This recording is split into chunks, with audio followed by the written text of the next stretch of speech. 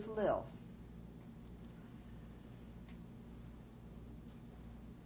We're going back to the time when we knew Mrs. Belinsky and Lil, and one of her daughters used to go to school with her. So we decided that somehow or other we're going to try to get Lil out of the city and lived as a non-Jew someplace else. So we approached Mrs. Belinsky with the idea of providing for my sister with her daughter's paper, you know, as a non-Jew, and taking her to another city near Kielce to live with a family that we used to know from before the war yet. We haven't been in contact with that family during the time of the war, but we hoped that if my sister shows up in front of their door, they're not going to turn her away. And that's what happened. What was the town, do you know? The name of the town, I don't remember. It was near the famous city of Kielce, that later on you knew that they had a pogrom after all the Jews were saved by the Germans.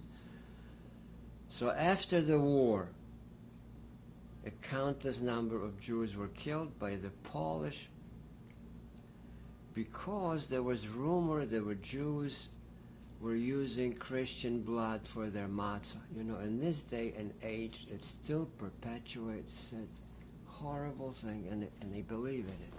And under that pretext, they killed I don't know how many Jews, quite a few. But Lil was staying with? Lil went with a non-Jewish family? Right. She went with that Mrs. Belinska to that city near Kielce. She showed up in front of the door, and luckily they took her in, and she lived with that family till the end of the war. Was there any communication? Did you? She used to write from there to Mrs. Belinsky, and she used to inform us what was happening to her.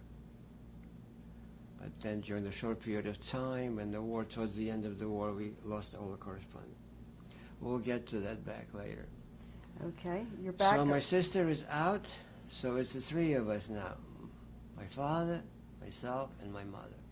So we are going to be, by that time they were talking about a established Jewish ghetto, and the workers of the Harris-Barakenwerke were going to live in separate area from the ghetto. So what are we going to do with my wife? I mean, with my mother. So Mrs. Belinska promised us when she's going to come back, taking my sister, if everything is all right, she's going to take in my mother to live with her.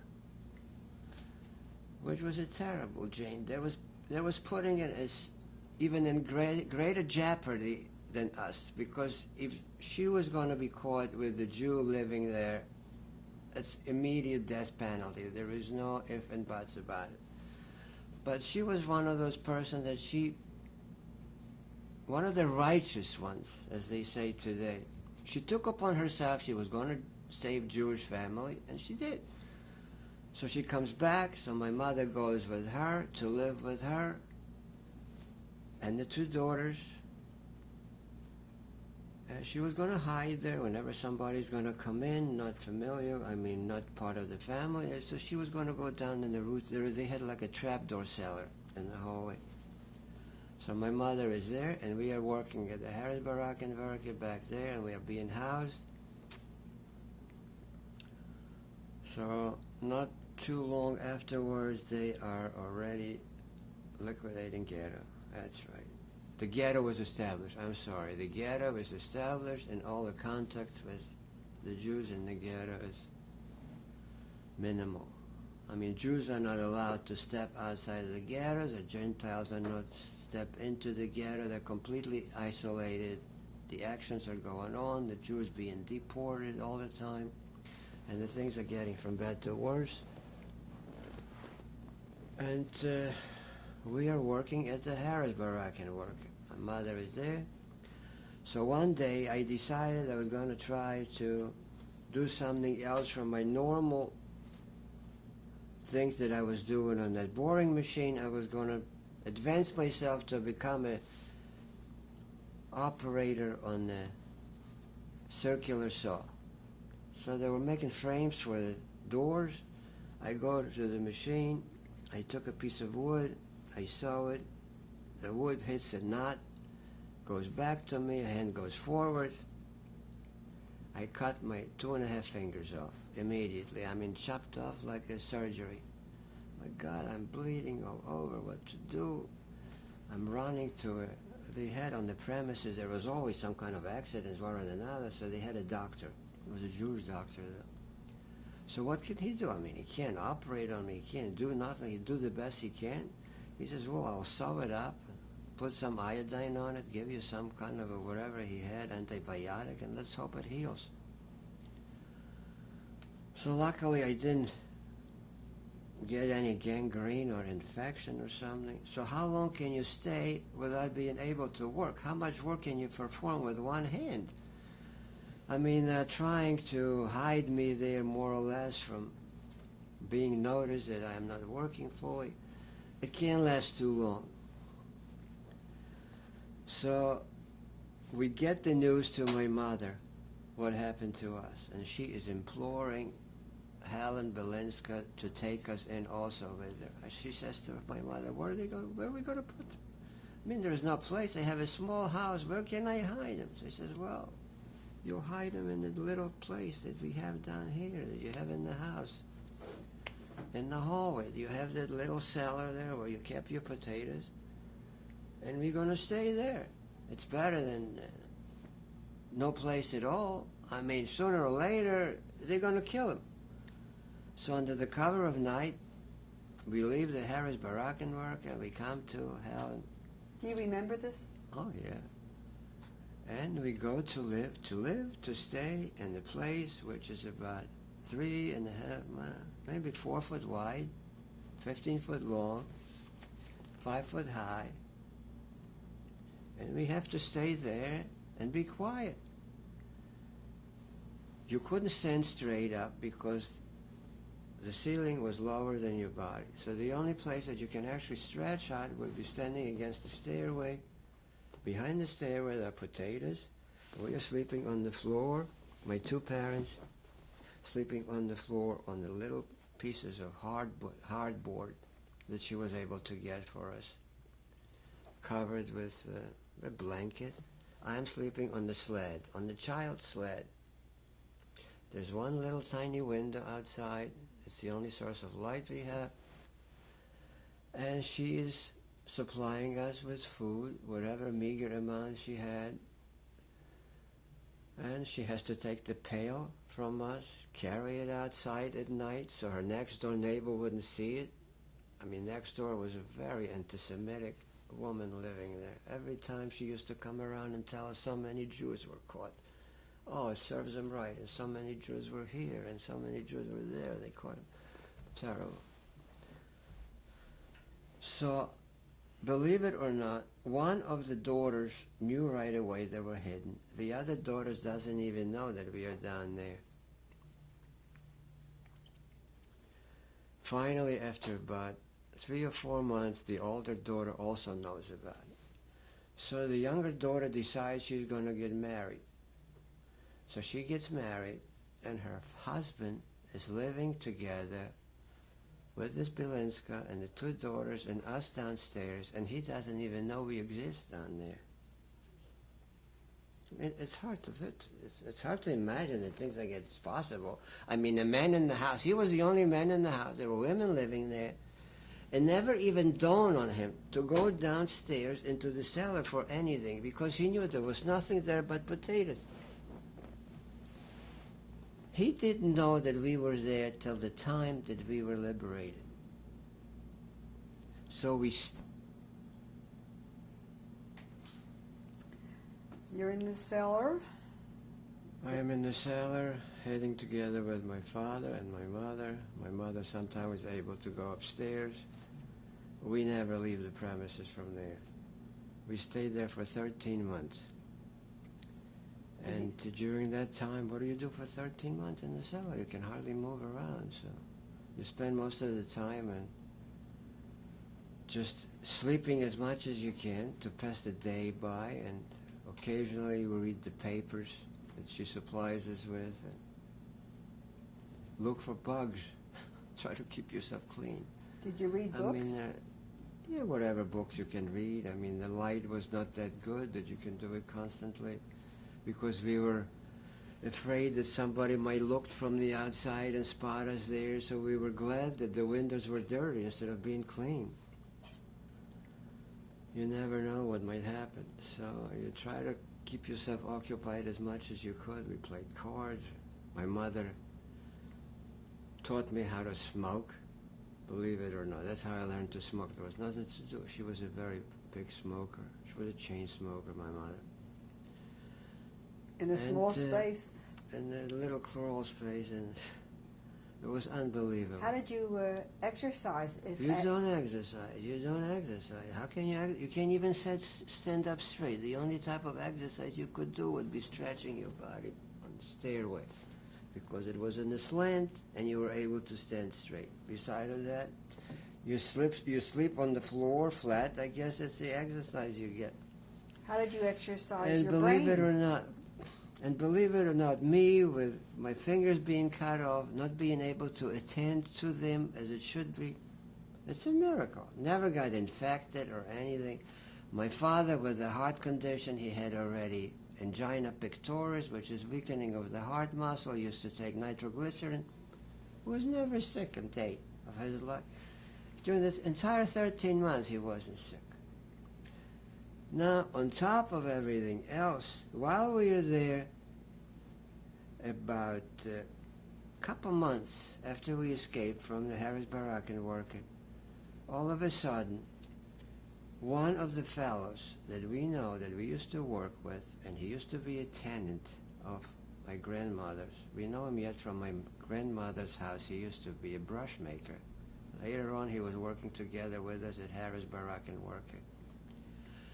Somehow he shows up in front of her door at night, and he says to her, "Take me in. I know the Edelsteins are here." So what is she to do? She can't turn them away because she's afraid that something, if they catch him and they ask them where he's been, her life is going to be in danger. So he's with us there. So now there is 4 of us in this little hole in the ground. There's hardly a place to move. This is not the end of the story. After he's in, about two or 3 days afterwards, he gets a heart attack. And he dies. He dies right there with us. What do you do with the body? You can't take him out to bury. What are you going to do with him? We dig a grave, the 3 of us, mother, my father, and myself, and we bury him right under us. As deep as we could, we cover it up like nothing ever happened. What did you dig with? Oh, she gave us shovels. I mean, she supplied us with the tools. I mean, we couldn't dig with bare hands. Was it dirt? I don't even know. That was probably mostly dirt. All I know, we buried him there. And he's still there. So the wedding is there. The daughter gets married. The son-in-law is living with us. We are downstairs. They're upstairs. He doesn't know we are there. She's giving us food. Then the front starting to get closer to us. The Germans are retreating. The end to our misery is in sight. So we read the papers. We are happy that things are happening to our benefit. And many days we go without food. That's not important. The main thing is to be liberated, to get out of here. So the Germans are retreating, and they're billeting there. You know, the German soldiers come on top of everything else. They're staying there as the front moves. Never dawned on them. You know, the trap door was covered by a little rug. And when you walk into the house, it seemed like there was nothing under it because it was a trapdoor cellar.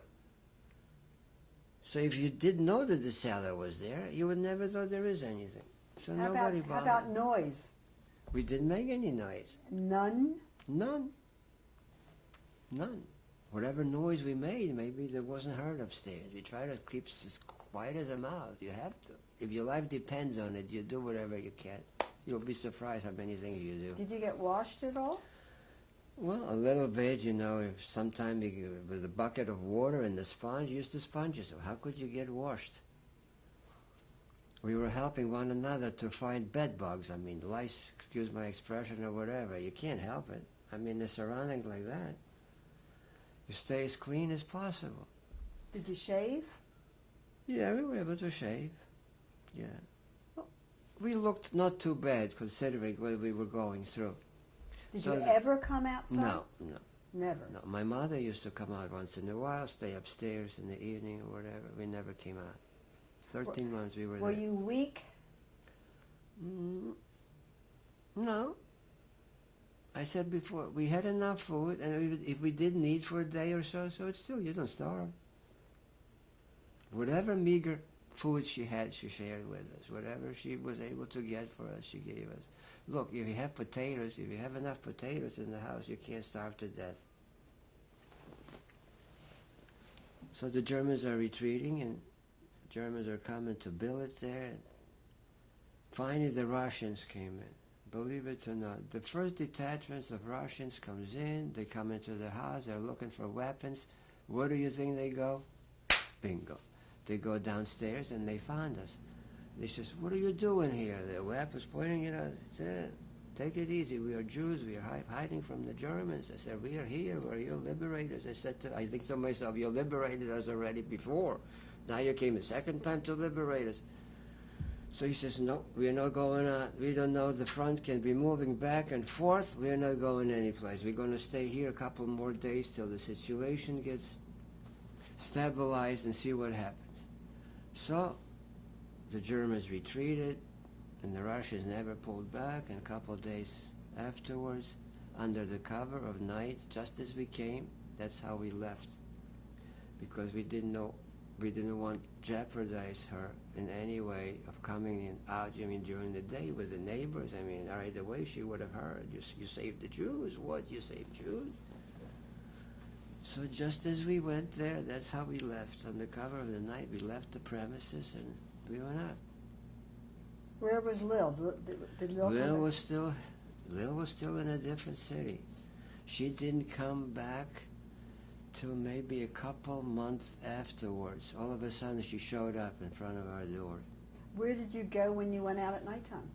Well, when we went out of there, we went out. We waited till I don't know where we were till early in the morning, and we went to. And there was a lot of other Jews wandering around, looking for the families, seeing who survived, who didn't. We went back to my grandmother's house there.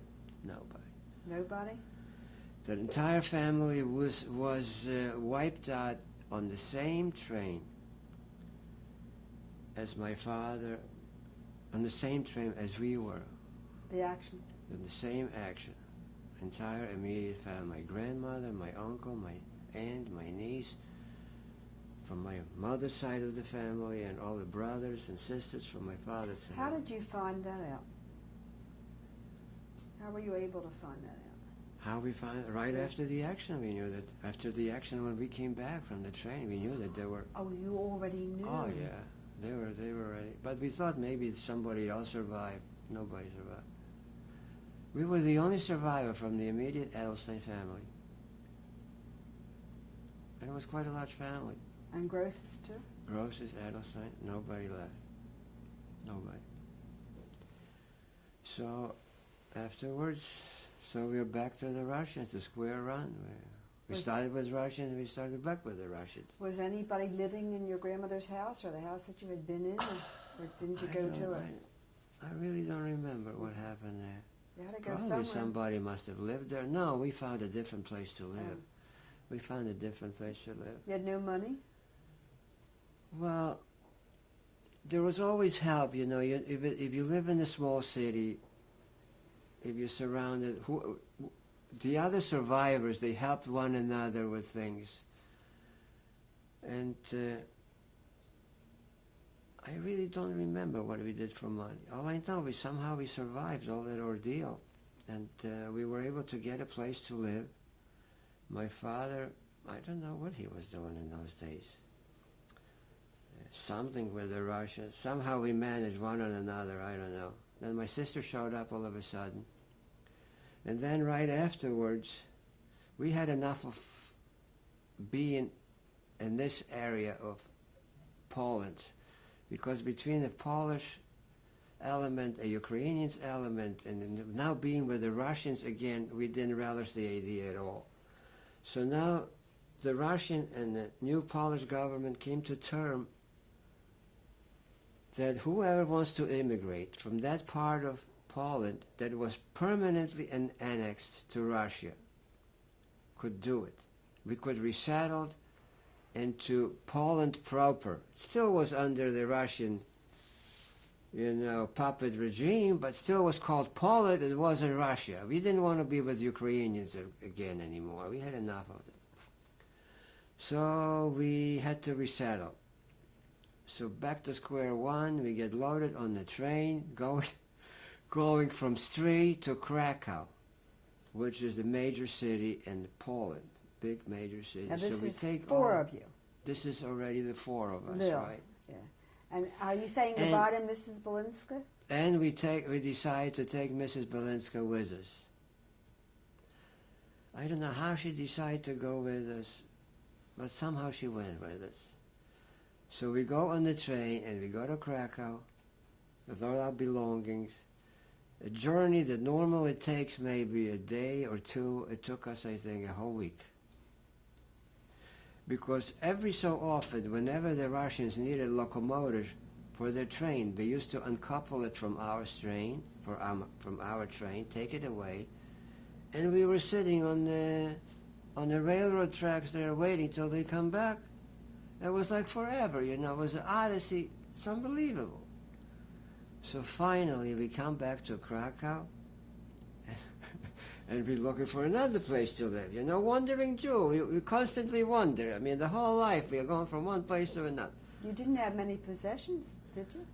With what meager possessions we had, and there was a family on the train that they had relatives in Krakow, and somehow we were able to get an apartment in the same place as their relatives lived, and whatever we had, it was sufficient. Believe me, if you have nothing, whatever they have you is enough. So finally, we are in Krakow. We figured, well, it's going to be much better than in Russian part of Poland, because maybe the anti-Semitism is not going to so big. We have been enough persecuted already. The anti-Semitism is rampant. It's terrible. We can't even live under the name of Edelstein. We have to take a name of Belinsky. She lives with us. We are all Belinsky from now. We are no Edelsteins anymore. Aus Edelstein. So I go to school. I want to go to school. I have to continue with education to be something. So I go to school as Edelstein, as Frederick Edelstein, as a non-Jew, attending Catholic classes and going to confessions, believe it or not. And I befriend another fellow who's also a Jew, passing as a Gentile. We become very close friends, and we go to the school, and all our friends are Gentile. I am Belinsky, and the whole family is Belinsky. So... Were you scared? You see, after you go through all these things, scaring, it doesn't come into your mind. I mean, each day you try to survive from one day to the another. You don't think what's going to happen. You never think of being scared. You're not scared. You do whatever you have to do to survive, period. Are you, So looking over your shoulder, or are you walking around normally? No, you try the best you can. I don't know how to explain it to you, but you develop, I guess, like a rhinoceros skin, and nothing affects you anymore. You become non-entity. You just try to survive from one day to another, see what happens. You figure whatever happens, it can't be worse than what it was before. So we're living as the Edelsteins. My father is supplementing. I mean, yes. Then one of the relatives, everybody is still looking for relatives, more or less, because they're all dispersed. Some of them might be in concentration camps. Some might be in a different city somewhere. So all of a sudden, one of my relatives on my mother's, or my uncle's, my aunt's nephew finds it. Now, he saved himself by being in Hungary at that time. From Poland, he went somehow to Hungary, and he escaped. And he's involved in black marketeering, and he's bringing in contraband goods from Hungary through Czechoslovakia into Poland. And we are hiding these goods in our place. And we are trying to dispose of it. That's how my father made a living, trying to sell that contraband equipment. In the meantime, I am going to school and selling candy on the side. There was a candy maker in our apartment, used to make candy, so I used to sell candy on the side. Things are still bad. All of a sudden we hear in the program of Kielce that these Jews were killed after being saved themselves from annihilation by Hitler. They're being killed by the Polacks. Under such ridiculous idea that the Jews in this day and age killed Christian children for the blood to bake matzahs. So we figured this is no place to stay. Poland, forget about it. You just have to write it off as a country that anybody would want to live in. So my sister works, I don't know, for some kind of a military establishment, for the Polish military establishment, trying to find out the proper amount of food should be fed to the soldiers or something. So she gets to know somebody that comes back from Austria, being liberated by the United States Army in Austria from the concentration camp in Mauthausen, which is not too far from Linz in Austria. And that person, by the name of Mike Nowak, Nożyce was his real name, Polish name, he changed it to Nowak later, comes to Krakow. He's looking for his family, and he befriends my sister. They come to know one another. And he says to us, you know, we have that displaced person camp in Austria established for all the survivors of the Holocaust. And since you don't want to live in Poland anymore, it would be a good idea. Maybe I'll try to smuggle you somehow into the camp so we can live together there and see what happens. Maybe we'll be able to go to the United States, whatever. So he was instrumental with his help and the other relatives that we had that he came back from Hungary. We smuggled across the Czech border the entire family with that Mike Novak, who later became my sister's husband. How do you get smuggled across the border? You go at night and you get false papers. And it is still, you see, it's right after, it was right after the war. Things were still in a turmoil. People were coming back and forth, and they were not so strict at the borders as they used to. I think we got a Russian truck or something that were used, and some of the guys were, the drivers had Russian uniforms, and they didn't question them. In any event, we went through the border, we come to Vienna. From Vienna, we go to Linz, and we established ourselves in a Jewish settlement camp. It was called Bindermichel in Linz. Bindermichel. Spell it? Oh my God, I can't spell it. It's too hard to spell. I can write it down, but I can't spell it. All right. Bindermichel was a camp, was established for the survivors of the Holocaust liberated by the Americans.